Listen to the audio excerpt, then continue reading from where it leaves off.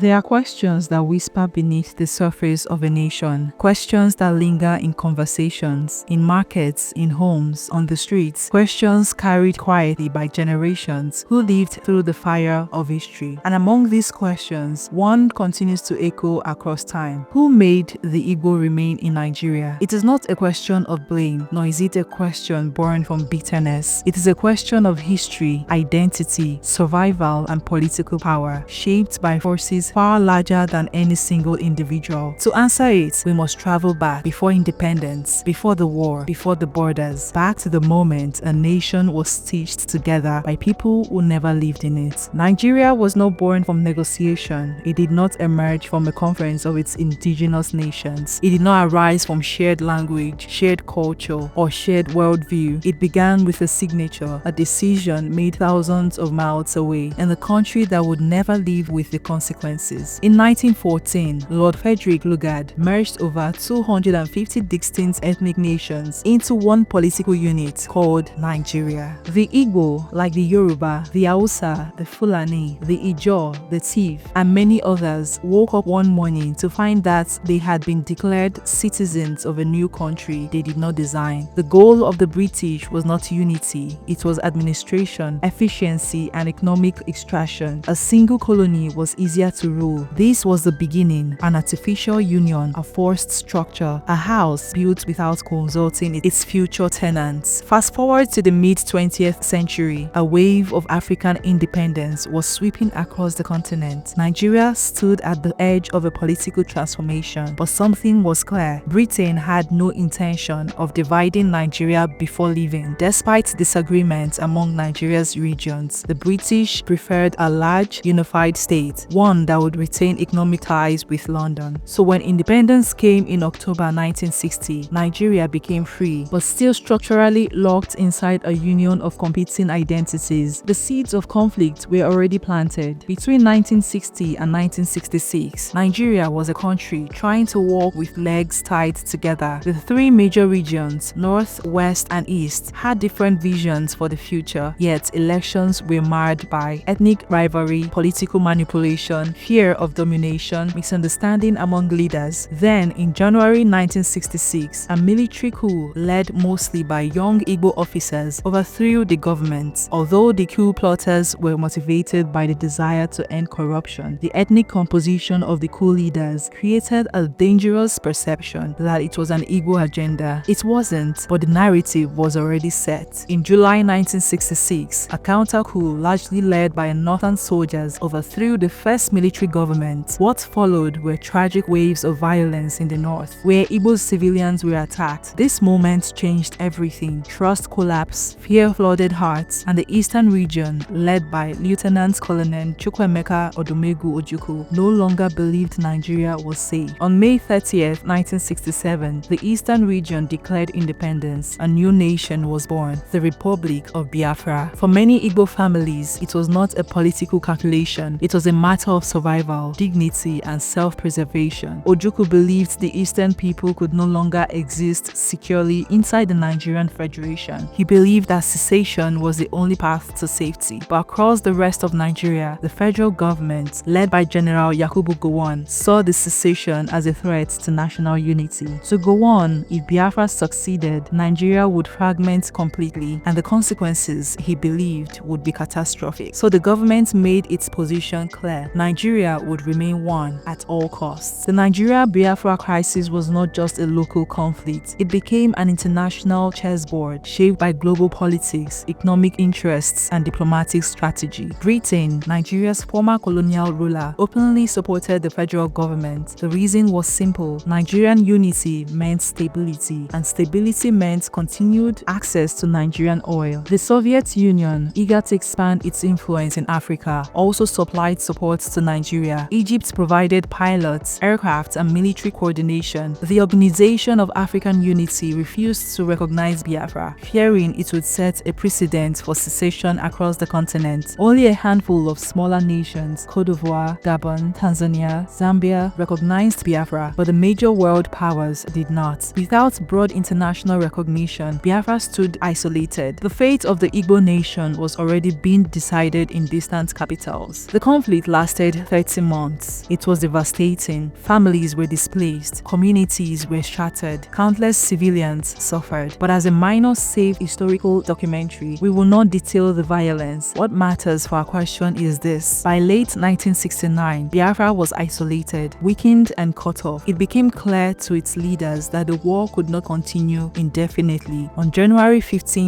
1970, Biafra surrendered and the eastern region was reintegrated into Nigeria. So, who made the Igbo remain in Nigeria? The answer is not simple. First, it was Britain, whose colonial decision forced different nations into one political structure. Second, it was the Nigerian federal government, led by General Gowon, which insisted on national unity and rejected secession. Third, it was a global political environment, Britain, the Soviet Union, Egypt, and the OAU, which supported Nigeria and made it impossible for Biafra to stand alone. Fourth, it was a decision of Biafran leadership, including Ojukwu and later General Philip Effiong, who recognized that continuing the war would mean further suffering for civilians. The choice to remain within Nigeria was not an endorsement of unity, it was a survival decision. But history did not end there. After the war, the Igbo people faced enormous challenges. Properties were seized in some regions. A new policy returned only £20 to every bank account, regardless of previous wealth. Rebuilding businesses and communities became a monumental task. Yet, something remarkable happened. The Igbo rebuilt. They re-entered Nigerian cities, they re-established businesses, they became major players in trade, education, technology, and industry. Despite everything, they thrived. Not because the system favored them, but because resilience was woven into the fabric of their identity. Today, the question still lingers. Should the Igbo remain in Nigeria? Should there be restructuring? Should there be referendum? Should the government decentralize power? These questions rise from the same historical roots. They are not questions of rebellion. They are questions of unity. They are questions of equality, justice, and political identity. And they are questions that Nigeria must eventually confront. For now, the Igbo remain in Nigeria because the colonial structure persists. Constitutional frameworks lock the regions together. There is no legally recognized pathway for self-determination. Movement, business, and social integration have tied Igbo communities across the nation. Many Igbo families now see Nigeria as both home and marketplace. History shaped the structure, but people shaped the survival. So when we ask who made the Igbo remain in Nigeria, we are really asking who shaped the borders of this nation, who controlled political power, who controlled global influence, who made decisions at moments when history stood still. The full answer stretches across continents and generations. It is the British colonial establishment, the Nigerian federal government, international superpowers, African political alliances, and the difficult decisions made by Igbo leaders looking to save lives. Another truth stands out. The Igbo remain in Nigeria today not merely because they were forced to, but because they rebuilt themselves inside the very nation that once fell apart. They turned a place of survival into a place of strength, a land of uncertainty into a land of opportunity, a country of conflict into a foundation for commerce, education, and influence. Their story is not one of defeat,